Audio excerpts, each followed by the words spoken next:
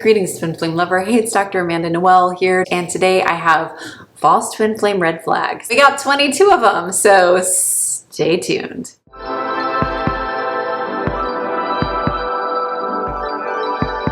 So the first red flag is being out of integrity. He may say, yeah, baby, I'll call you on Saturday, and then it doesn't happen, or there's constantly promises being made, and you're feeling like let down a lot of the time.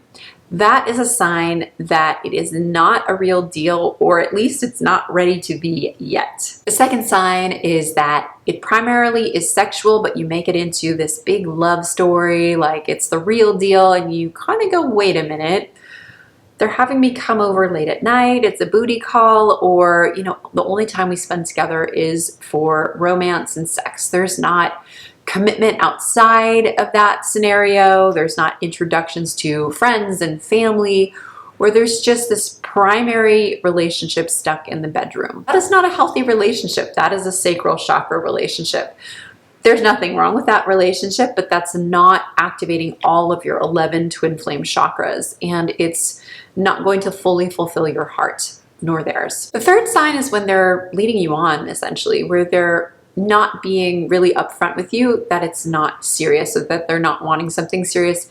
And maybe they're even breadcrumbing you and giving you these signs like they're saying they want it to be serious. They kind of say, well, maybe we'll get engaged and oh, kids or this and that, but there's no actual action being taken. There's this misleading type of energy, because then later they tell you, oh, I'm not ready, you know, like I have this other situation that's going on, or hey, I'm still married and I didn't tell you, or I have to wait for things to clear up with my ex before I can move on to you. It's not fair, or there's multiple women I'm dating and I'm just not ready to commit yet. So that's really not a clear twin flame energy, at least not yet. Fourth thing is that they withhold important details, information that really impacts your life. Like they might go last minute, well, I didn't want to hurt you, but actually I'm going away for the summer. Or, hey, I didn't tell you, but yeah, I'm like really into Asian women. That happened to me, where it was like, I love Asian women too. I have lots of Asian women friends. I live in Asia half the year. And if you're only into Asian women, why didn't you tell me that earlier? I put my heart out there. We slept together, and he was like, well, I wanted to try out someone different. You know, you're different. And it was fun, but I see myself with being with someone Asian. I'm like, okay, thanks for telling me now that I basically thought you were my twin flame and fell in love with you and was ready to have your babies. Again, it could be they withhold something like they are married, or they have some strings attached with somebody else. So to tell if they're your twin flame, there's somebody who has that integrity piece, and also they communicate all the details to prevent pain in your life, so that you're two equals on the same page. Number 5 is testing the boundaries that you have set, and then they push past them. So you might say, well, I get really tired at 10 o'clock on weekdays. I need to get ready for work. Well, they just keep on calling you at 11. They just need to talk to you then because it works in their schedule. Or say you don't eat gluten, and they keep on saying, well, come on, just try this pizza. They're not listening to you. They try and evade the boundaries that you set in place because they are a manipulator, and that is not in alignment with true twin flame love.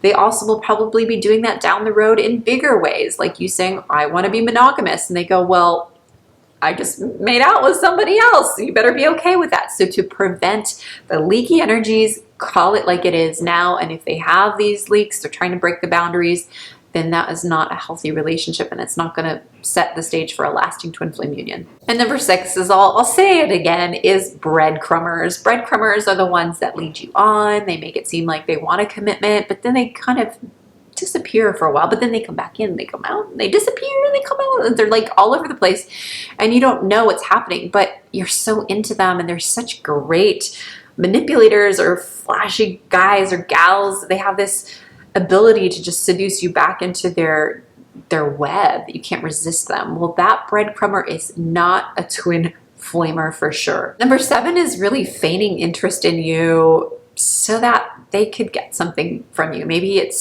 sex, or they want to live in your nice house and you have a good job, and they take from you. So they seem like this perfect person. They're so nice. They just treat you so well, and there's nothing wrong.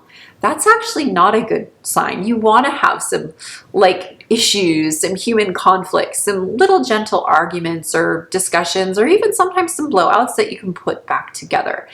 A false twin flame manipulator is the kind of person that will make everything look rosy and perfect on the outside, and then later on you'll find out that they're lying, they're cheating, they're not actually being true twin flames in integrity. Number 8 is that they're addicted to pulling you into their drama, and you might be addicted to being pulled into it. Your life seems to be going well, you've got a good job, or you run your own company, and then all of a sudden they have this drama thing and you need to fix them, you need to go move in, and like maybe things happen in life here and there. We're human, right? But this person is constantly pulling you back. Your finances start to decline. You go into debt. You have a health setback massively. You start emotionally going from this like calm, even-keeled person to just constantly flipping out and feeling like unless you're there for them and with them and making the relationship work and keeping that person, then things are going haywire. Well, that is not a good twin flame sign. 9 is emotionally dumping on you and then running away. They might come to you and have a little romantic dinner, maybe some sex, and they energetically, emotionally dump on you. You feel like really flattered at first, and then you don't see them for days or maybe even weeks, maybe even months or years. And after they saw you, you just feel like, oh, like I just feel like energetically it's just low. Well, that is an energetic dumper, not a twin flame lover. Number 10 is energetic vampirism. The energy vampires will do those things like draining your finances, draining your health, draining your energy, draining your joy. And that is also not a twin flame love energy. Number 11 is putting you into sort of a PTSD state, post-traumatic stress disorder, where you're constantly like worrying and nervous. Literally your nervous system might be a little wiry. I've seen people like lose a lot of weight, or they're so nervous that they have to comfort eat, and so they gain a lot of weight. They lose a lot of sleep. I used to think it was incredibly romantic. When I fell in love with a soulmate, I thought he was my twin flame.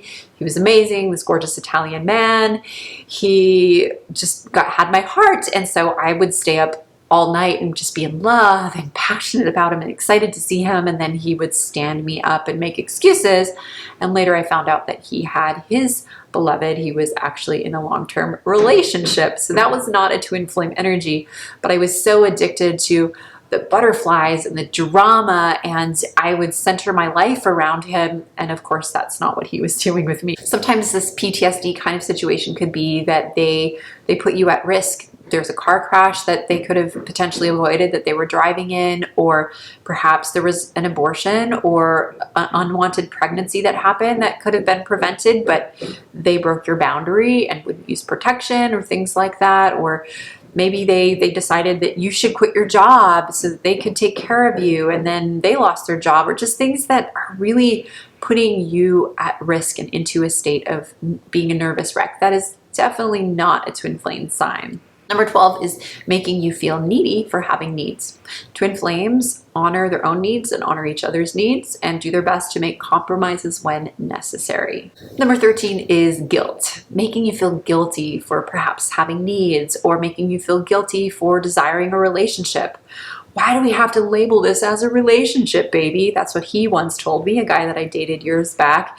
We dated for 9 months, and truly I did want my life partner, and he strung me along, but I went along with it because I felt guilty for putting all this pressure to label it. He would say, why label it? Well, because I wanted a label, and it was my choice, and I was worthy of that. And if he didn't want to give that to me, I could have said, well, thank you. You're not the one I'm looking for. But I just was so hurt, and I wanted to make it work that I wasted 9 months of my life. I mean, we had some fun times, and I don't live with regrets. And looking back, I'm so clear now that that type of situation is not a twin flame potential. Number 14 is they make excuses for not being able to commit. It's not the right timing. I have to take care of the divorce paperwork. I don't want to upset my ex. My kids would not like this. Oh, I want to like really pursue my career right now.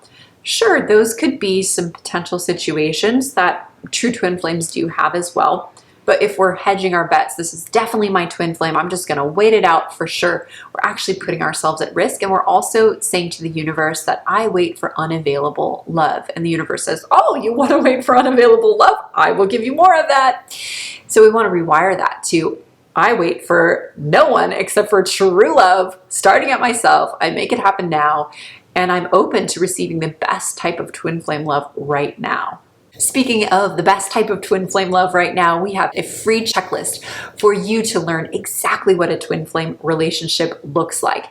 The 22 Twin Flame Signs of Reunion checklist is an incredible cheat sheet that will help you get super clear on what a healthy, lasting, true twin flame union does look like, so you can avoid years of waiting around, wasting time, leaking out your precious energy, life force, and perhaps reproductive system to somebody who's not the right fit, when there is incredible, true twin flame love available for you. So click the link below to download it. You'll also get invited to our upcoming masterclass, Bring in Your Beloved Now, as well as become a part of our incredible twin flame tribe and receive invites to our upcoming new and full moon ceremonies, as well as other awesome free twin flame activations. So as I was saying, the 14th sign is that they make excuses for not being able to commit. And that small excuse could be like, I can't show up on time because I've got a lot going on. I wanted to be with you this weekend, but I have to skip it. I actually had a dear friend of mine who thought she was with her twin flame. She was with the head of the chief of police, and she ended up dating him for 7 years, thinking that he was single. It turned out he was married. She found out after 7 years he had been lying to her constantly. And then it turned out that his wife actually called her up, and she ended up going to coffee with the wife because the wife was like, I know he's cheating with you. And she's like, actually, I think he's cheating on me with someone else too. They got together, had a chat, and in the end, the wife said, you know what, he's a total sociopath, a liar. He's beat me. He almost killed me with the butt of his gun. But on the outside, this guy looked like such a class act guy, the sweetest, most loving police officer, a leader, caring. Well, he was also a wife beater and was a cheater on both of these poor women, and who knows how many women. So the thing is that we want to get really real, because some of the people that can seem like the most honest and loving people, they're not. And so we have to be really honest with ourselves. And if there are any of these red flags or any of these things that we can avoid, then we want to really do that early on in the relationship, as early as possible. Red flag number 15 is, babe, we'll be in this forever. And then they leave you. There's all these promises of lasting love, and then poof, poof, he slips out. Well, the thing is that a twin flame union is two pillars, two railroad tracks, two people going forward. Yes, they're not on the same thing. They do have some healthy separation and some healthy boundaries. They don't sacrifice their path and get merged into one completely. And they're going the same place. And so if this person's like, you know what, we're going the same place, and then they just poof, that's definitely a sign that this might not be true lasting love. So if they abandon, they avoid, they pull out, there's definitely some deep inner healing work that you will want to do to heal yourself, to really understand, why am I attracting abandonment, and take accountability. Women say, I know who my twin flame is, but that jerk is running away. Well, guess what? That jerk is a mirror of her and her abandonment stuff, her daddy issues from childhood, all of the things that we have to heal. And most women have horrible self-esteem after age. Actually, girls have it until age 9, and then it takes a nosedive, according to Robin F. Goodman at NYU, who is an acclaimed psychologist. So it's not just you. If you are with someone that abandons you and you have an abandonment fear, it is so many women. I work with the most empowered, incredible women.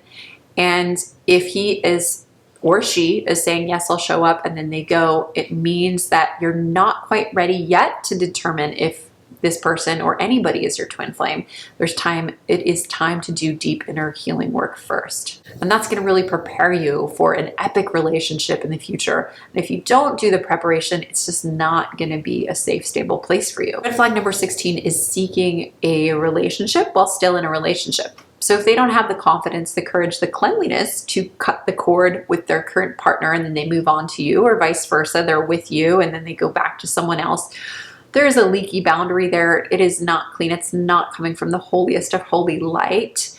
And that is not a clean space to tell. It's just too murky to tell, oh, for sure, that's my twin flame. It's not a typical twin flame behavior to see. So I would certainly proceed with caution. And I would do deep inner healing work around, did one of my parents cheat? Did one of my parents have leaky energy, or one of my ancestors? Or where did I attract this type of behavior? Because oftentimes cheating and lying and not having clear boundaries comes from patterns in the family lineage that we can definitely heal up and work through. One of the things we do at Twin Flames Live is actually go through and identify and bust our twin flame love blocks that have been passed on sometimes for generations or even many, many lifetimes. So we want to heal these subconscious patterns and blocks out so that you can stand in a healthy space of twin flame love versus dysfunction, family patterns, toxic imprints, because you deserve the best. You deserve the best love, and it starts with a healthy love blueprint. Red flag number 17 is a history of addiction, and that isn't disclosed. Now, I recently had a client that I helped to twin flame activate, and she found her twin flame very quickly, and they're madly in love. And he was in rehab about 10 years ago. There's nothing wrong with this. Hey, I'm a little addicted to chocolate.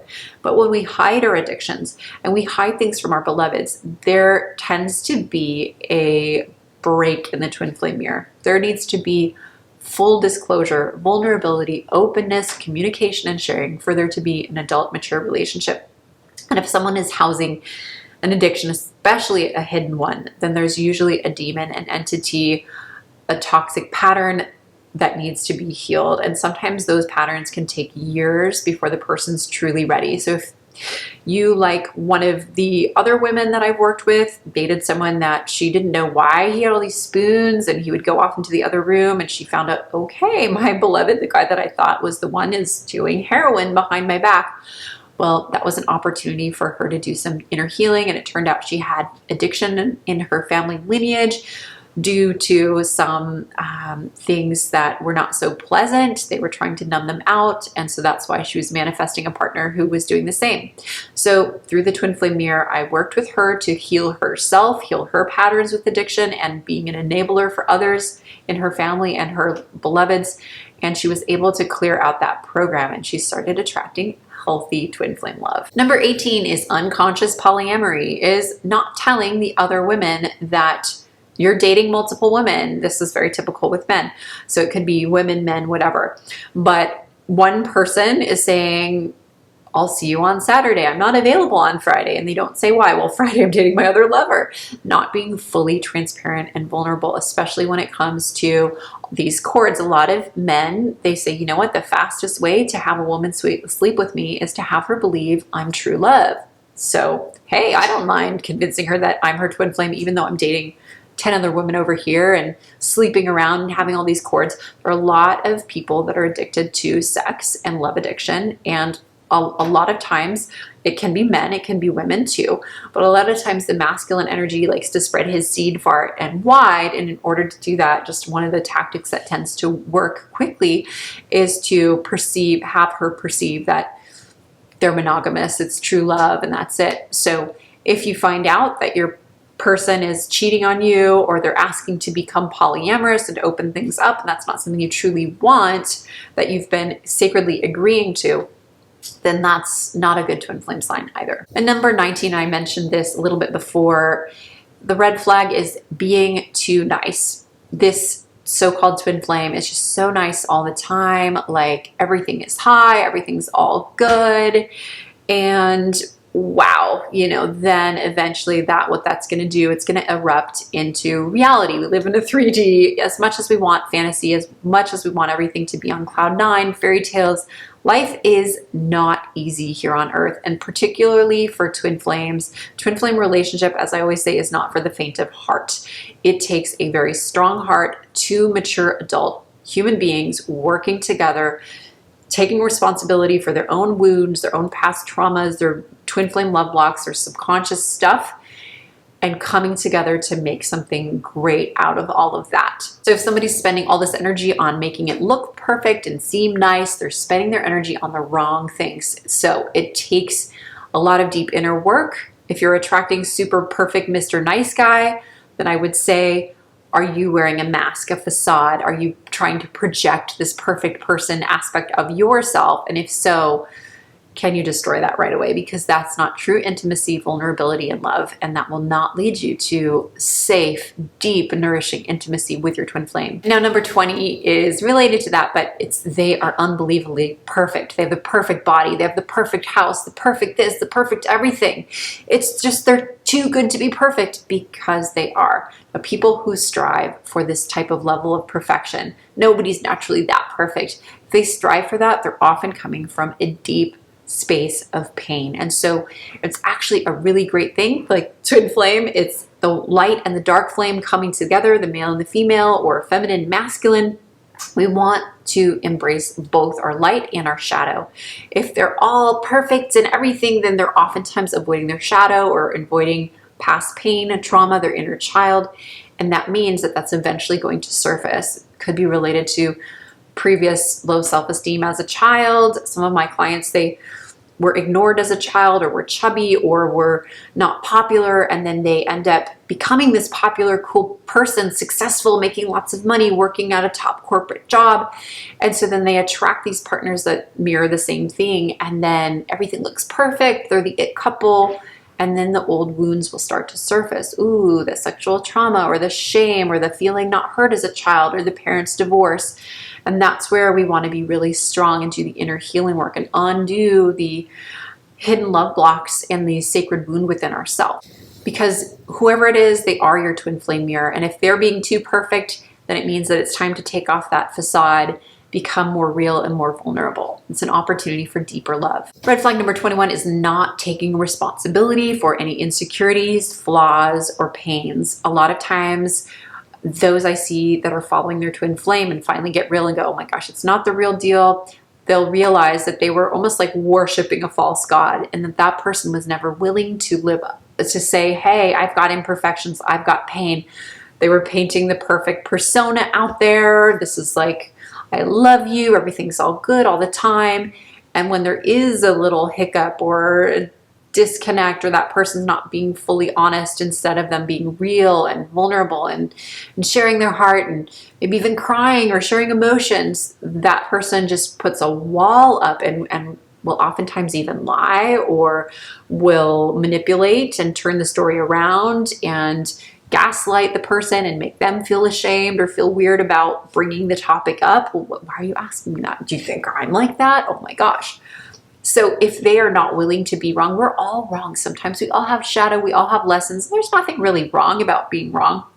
I'm just saying we're all human, and your twin flame will be a warrior love strong enough to admit that and say, you know, I've got flaws. I want to learn and grow with you. Let's talk about it. And the last twin flame false flag is flipping onto somebody else too quickly. They move on so fast and they say, maybe I'll come back, but I'm dating so-and-so. This happened to me multiple times, and it became a pattern that became so clear. It happened on like 11 incredible relationships that I was sure was the one, and then poof, they moved on to the other woman, and sometimes they would get married. And I eventually realized that I had the Aphrodite touch. I am a twin flame activator. I help people move into the divine relationships that they want. But then it was like, well, what about me? Why am I getting stomped on? Why is my heart getting walked all over? Well, I wasn't willing to see the twin flame false flags, the red flags that were showing up in my life saying this is not a right fit, they're not fully available.